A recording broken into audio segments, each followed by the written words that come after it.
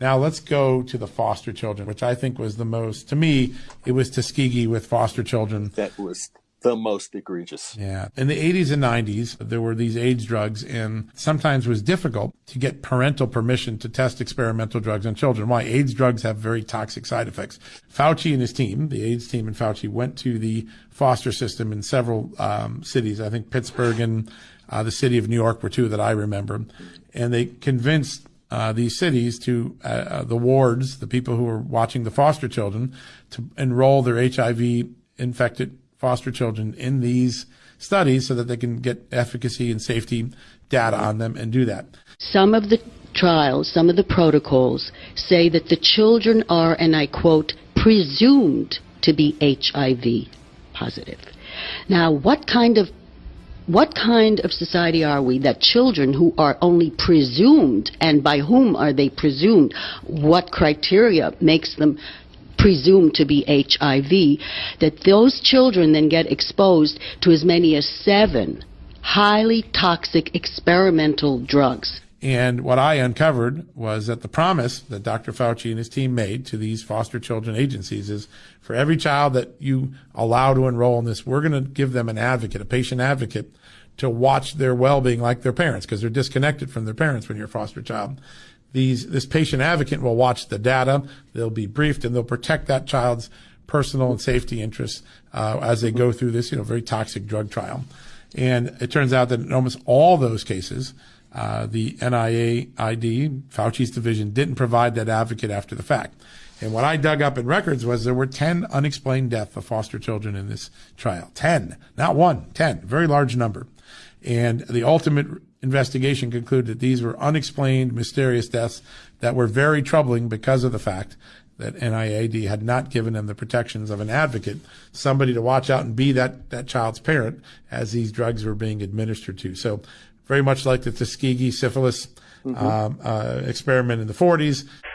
In 92, the NIH decided that this population was going to be as good as any to test drugs on. Aren't there rules against testing on children? Yes, there are. Under federal rules, consent for children to take part in drug trials has to be given by their parent or guardian. But the kids at Incarnation have no independent voice. The body that is their legal guardian, the ACS, is the same body that makes the children available for trials. National Institute of Health rules against using wards of the state in clinical trials. But how do they get around this? Well, you get around it by appealing to public sympathy. If you go with the definition of AIDS that we have, which is a single cause, illness with no cure, blah, blah, blah, caused by one thing, instead of what it appears to be, the multifactorial, complex, treatable illness that occurs around the world because of poverty, drug toxicity, and other things. If you go with the first view, you can do anything you want. So basically they're saying these babies have a death sentence anyway. It doesn't matter what we do. We can just do anything we need to do. We're saving their lives. Well, it is shocking that in New York City, experimental drug treatments are being used on children who are in foster care. Even senior politicians in the city have found it impossible to get information about the trials. Bill Perkins is Deputy Majority Leader on New York City Council. We do know that several have passed away during the course of these experiments, and we know that there are still some involved. And there's been somewhat of a secrecy about the whole matter, I must say. It has not been easy to get through the bureaucracy as to exactly what this is all about. We're using toxic drugs on infants. We're using toxic drugs on children. Toxic drugs that cause genetic mutation, organ failure, bone marrow death, bodily deformations, brain damage, and fatal skin disorders. We're using that on orphans. We're using that on orphans, and we're saying we're doing them a favor. In a mass grave owned by the Roman Catholic Church close to Manhattan, over 1,000 children's bodies, including some who were enrolled in the trials, lie beneath a tarpaulin. Officially, their deaths are recorded only as resulting from natural causes. For months, we tried to get answers from those behind the trials. from Columbia Presbyterian Hospital, where many of the tests were devised, from Incarnation Children's Centre, from the Catholic Church, and from the ACS, the authority ultimately responsible. None would comment.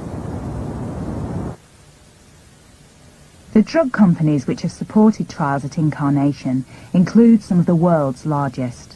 What were some of the physical reasons that they were saying, I don't want this? Some of them, they made them so sick that they couldn't get up and go to school. Or when they were in school, they couldn't function like the regular kids. So they just didn't, they didn't want it for whatever reason. When they got sick, what kind of symptoms did they display? Stomach cramping, mostly that, and constant diarrhea.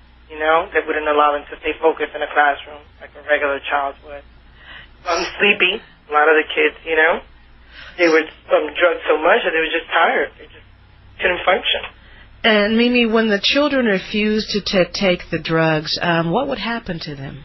You could only refuse X amount of times. After that, you get a tube inserted into a G tube. A G tube was inserted into the children. Did you insert that, or how did they? Oh no, those are surgically put in. So they were sent to doctors to get tubes that to put into their bellies to take the drugs. Yeah.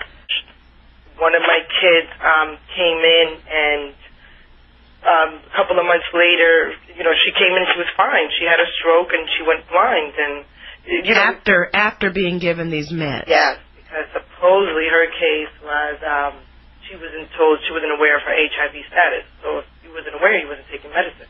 You're in there for that. The perception there, and this is sort of drummed into everybody's head, is that the drugs will make you live longer. Longer than what? Longer than the perception that you're supposed to die at a certain age. So they'll say that the effects are very, very, very, very strong, terrible. As Mimi says, a girl who had never been told that she was positive, therefore never took the drugs and was not sick, came in, and within a few months on these drugs, AZT and others, had a stroke, went blind, and died a few months later. Can't tell me that she lived longer. I don't think Mimi would say that either. But the general perception, and from doctors who want to defend this kind of thing is, yeah, they'll live longer than what? Not than they lived, than they were supposed to live. Who decided? The doctors decided. And if the prognosis is that you're going to die, I guess any day past that is something that you could argue is proof of your argument. It's very circular logic, and it only works in favor of the drug companies, not the children. When that hit, you were still inside the NIH when I broke that story. And describe the culture and the reaction inside Dr. Fauci's division when that one landed and the public outcry began. Well, the official stance was, but we provided these children with life-saving drugs they otherwise would not have had access to. Yes. That was the excuse. It meant a lot to the 10 that died, I'm sure. Yes. Yes. But down sort of among the workers, a lot of us were very concerned. It was embarrassing. Yeah. It was embarrassing because they knew that's not what you do. That was absolutely reprehensible. Fucking stoned. I got motherfucking